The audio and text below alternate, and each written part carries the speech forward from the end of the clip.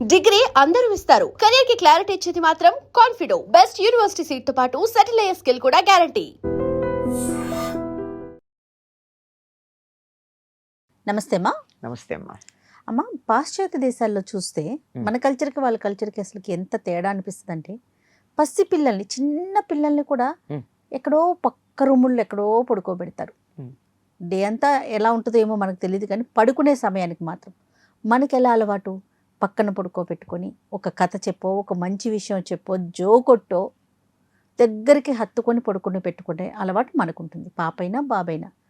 అయితే దీనికి ఒక లిమిటేషన్ ఉందా? అంటే ఈ టైం వరకు, ఈ వయస్సు వచ్చే వరకు తల్లిదండ్రుల మధ్యలో ఉండొచ్చు, ఈ వయసు దాటాక వాళ్ళని సపరేట్ చేయాలి అనేది. తర్వాత పాప బాబు ఉన్నారనుకోండి, జనరల్గా ఒక మంచం మీద పడుకోబెడతాం, కానీ ఒక వయసు వచ్చాక వాళ్ళని సపరేట్ చేయాలి కదా, దానికి ఎట్లా? దీనివల్ల అసలు వచ్చే నష్టాలు ఏంటి, లాభాలు ఏంటమ్మా? లాభ నష్టాల గురించి కాదు, కానీ సహజమైనటువంటి లక్షణాలు కొన్ని మనం చెప్పుకోవచ్చు. అమ్మా, బిడ్డ తల్లి గర్భంలో ఉన్నప్పుడు ఒక భద్రతా భావం ఉంటుంది, బయటకు వచ్చాక భద్రత లేదు. అందుకని పిల్లలు ఏడుస్తుంటే ఏం చేస్తారు, దగ్గరికి తీసుకుంటాం. అవును, అప్పుడు ఆ భద్రత వస్తుంది. ఆ ఉమ్మ నీరు కదులుతూ ఉన్నప్పుడు అని శబ్దం వస్తుంది.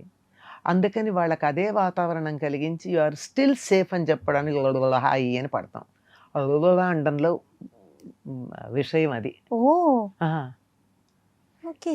అంటే ఆ శబ్దం వినంగానే నేను ఇంకా అక్కడే ఉన్నాను, సేఫ్ గా ఉన్నాను. ఇలా ముడుచుకునే పడుకుంటారు కదా పిల్లలు సాధారణంగా, ఇలా ముడుచుకుని ఆ శబ్దం కనుక వినపడి వెచ్చగా ఏదన్నా తగులుతూ ఉంటే నేను అక్కడే ఉన్నాను, ఐఎమ్ సేఫ్ అన్న ఫీలింగ్ వస్తుంది. భద్రతా భావానికి సంబంధించింది అది. ఓకే. అందుకని పిల్లలు చాలా ఆనందంగా హ్యాపీగా ఉంటారు. అప్పుడు 5 ఏళ్ల వరకు ఉన్న మానసికమైనటువంటి పరిస్థితులు, 5 ఏళ్ల వరకు పెరిగేటప్పుడు వాళ్ళు ఉన్నటువంటి వాతావరణం యొక్క ప్రభావం వాళ్ళ మనస్సు మీద పనిచేస్తుందని చెప్తారు. జీవితాంతం ఉంటుంది 5 ఏళ్ల వరకు ఉన్నటువంటిది. కనుక ఆ సమయంలో వాళ్ళకి అభద్రతాభావం కలిగిందనుకోండి, జీవితం అంతా అభద్రతే. ప్రతిదానికి భయపడుతూ ఉంటారు.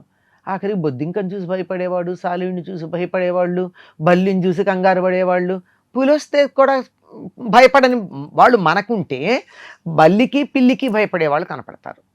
ఎందుకు అంటే అసలు మానసికంగా భయపడడం అన్నది అలవాటు పడిపోతుంది. ఓకే. అది రాకుండా ఉండడం కోసమని మన దేశంలో హాయిగా మొదటి నుంచి తల్లి దగ్గరగా పడుకోబెట్టుకోవడం అలవాటు చేసుకుంది. ఎంత హాయిగా వాళ్ళు పడుకుంటారంటే, తల్లి దగ్గర పడుకుంటే ఆ తల్లి గర్భంలో ఉన్నప్పుడు ఉన్నంత హాయిగా పడుకుంటారు. అది కారణం. తర్వాత హ్యూమన్ టచ్ అన్నది ఏదైతే ఉందో అది వాళ్ళకి బంధాన్ని పెంచుతుంది. పిల్లల్ని మొట్టమొదట ఎవరు ముట్టుకుంటే వాళ్ళ మీద వాళ్ళకి ఎక్కువ అభిమానం ఉంటుందిటమ్మా పుట్టంగానే. అందుకని ఏం చేస్తారంటే, పూర్వకాలం పుట్టింట్లో డెలివరీ చేసేవారు. అవును, అమ్మమ్మ పట్టుకునేది. నాయనమ్మ ఏమనుకుంటుంది, వీళ్ళు మా వంశానికి చెందిన వాళ్ళు, మా వంశవారసులు అని, వీళ్ళు they own the grand children. కానీ పిల్లలకు అమ్మమ్మ మీద ఎందుకు అభిమానం ఉంటుంది అంటే, మొదట ముట్టుకుంటుంది కనుక.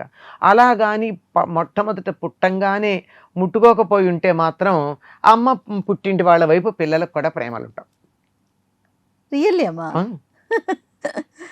ఇది సైకాలజిస్ట్ చెప్పిన మాట. అంటే పుట్టిల్లు మెట్టినిల్లు నేను చెప్తున్నా, కానీ వాళ్ళు చెప్పింది ఏంటంటే, ఫస్ట్ టచ్ ఏదైతే, ఫస్ట్ టచ్ ఎవరు ఉంటారో, నర్సో డాక్టరో కాక మన బయట వాళ్ళు ఉన్న వాళ్ళల్లో ఫస్ట్ టచ్ ఏది ఉంటే వాళ్ళతో వీళ్ళకి రిలేషన్ బాగుంటుందట.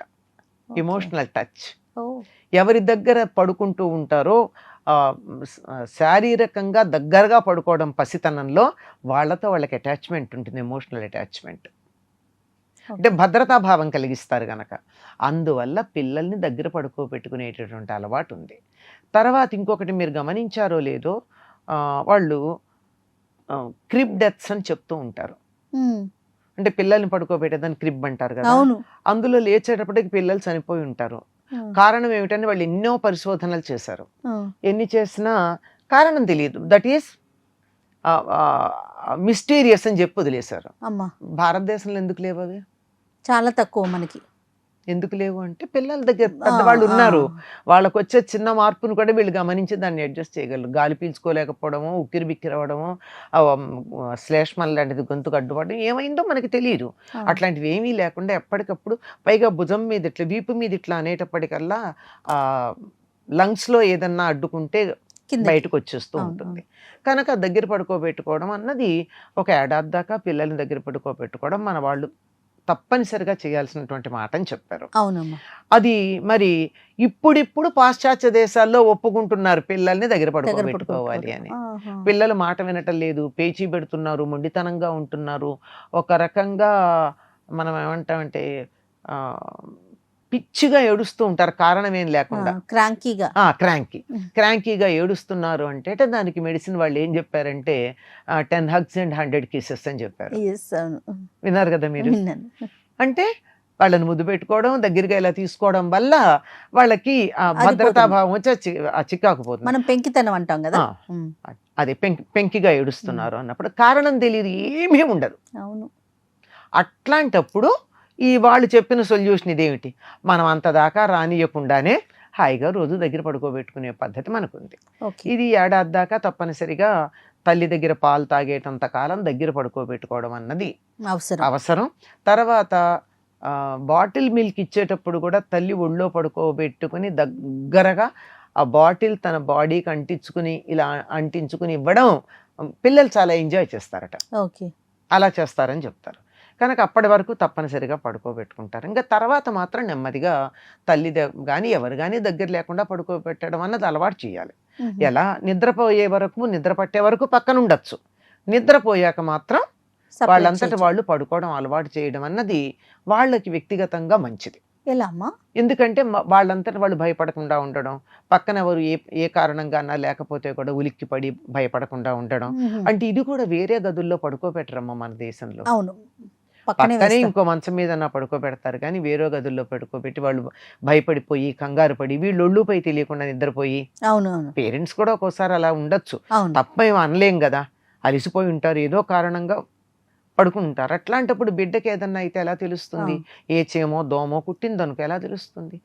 దగ్గర వాళ్ళంతటా వాళ్ళు లేచి 5 ఏళ్ళు వచ్చి నాకు చేమ వచ్చిందనో దోమ వచ్చిందనో టాయిలెట్ వచ్చిందనో వాళ్ళంతటా వాళ్ళు లేచి వచ్చి చెప్పే వయసు వచ్చేదాకా వాళ్ళ గదిలోనే వాళ్ళ కనుసన్నల్లోనే పడుకోబెట్టుకోవడం మంచిది.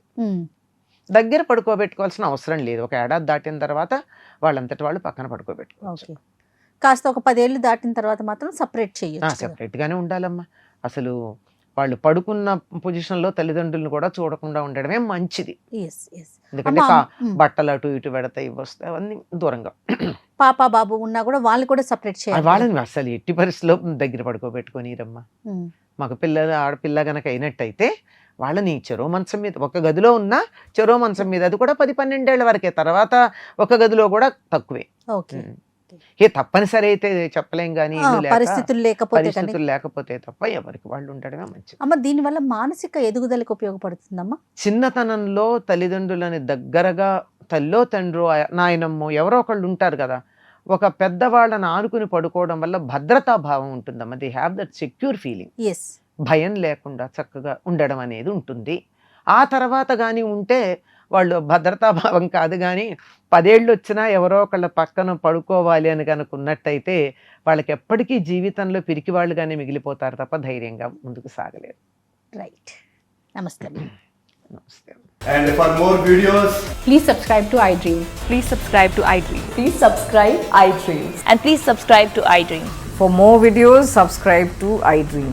please like, share and subscribe to the channel. Congratulations, iDream. Subscribe to iDream. Subscribe to iDream. So subscribe to iDream Media. iDream team andarki huge congratulations. Please subscribe iDream Media. Please subscribe to iDream. Subscribe iDream. Please subscribe to iDream. iDream అంటే నా కళల ఛానల్ను subscribe చేసుకున్న నోరు తిరుగుతలేదు, మీరైతే గంట గుర్తు కొట్టండి. For more such videos, please subscribe to iDream. Subscribe to iDream. Please subscribe to iDream. Please subscribe iDream Media. Please do subscribe to iDream. Please subscribe to iDream Media. For best entertainment and information, please subscribe iDream. And don't forget to subscribe to iDream.